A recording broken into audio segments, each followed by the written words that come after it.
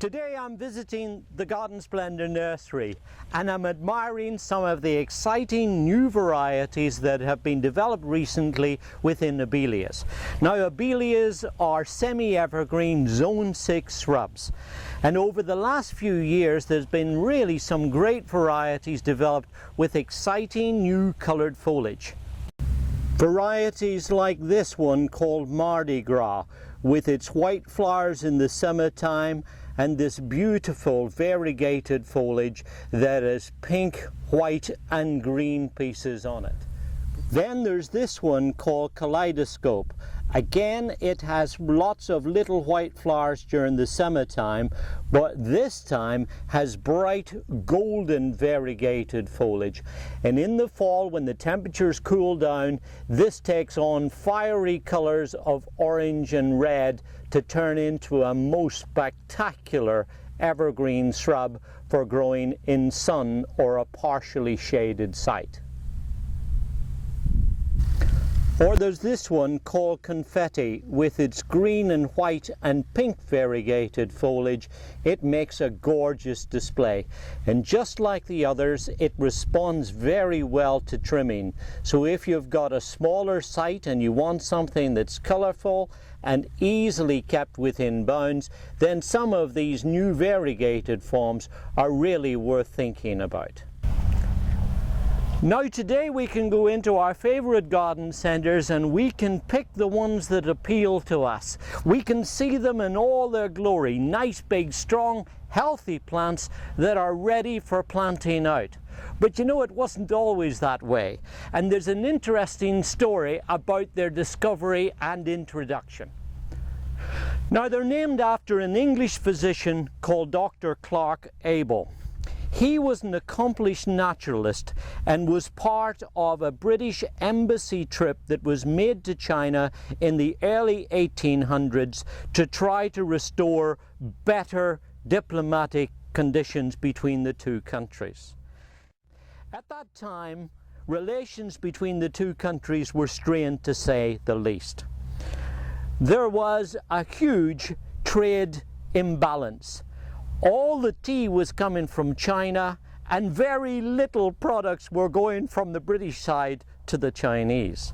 And in fact, this was the second attempt that the British had made to try to get things going better between the two countries. Now at that time, China was like a Pandora's box. There were so many things that were waiting there to be discovered, things that were new to science. But the British were confined to the island of Macau, the Portuguese colony. And so the objective of this embassy trip was to go and have an audience with the emperor and discover things en route and hopefully build better relations. So after some negotiation and I dare say posturing, they set out on the long journey to Peking to meet the emperor. When they arrived, they were granted an audience with the emperor. But to the British, this was at the ungodly hour of 6 or 7 o'clock in the morning, most uncivilized. And worse still, they had to kowtow to the emperor. Now the act of kowtowing is a cultural thing that happened in China at that time. You got down on your knees and you touched the ground 9 times with your forehead. Now the British weren't too happy about having to do this.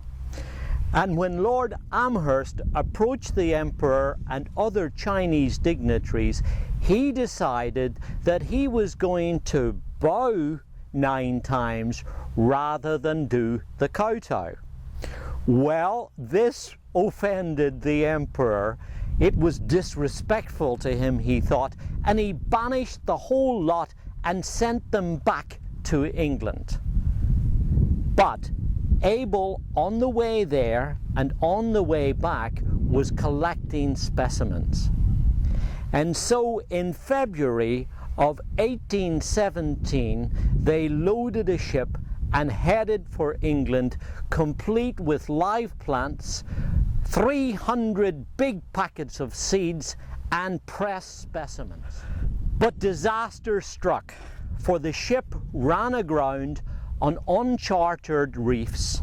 She started to take on water, and some of the cargo and stuff on board had to be jettisoned.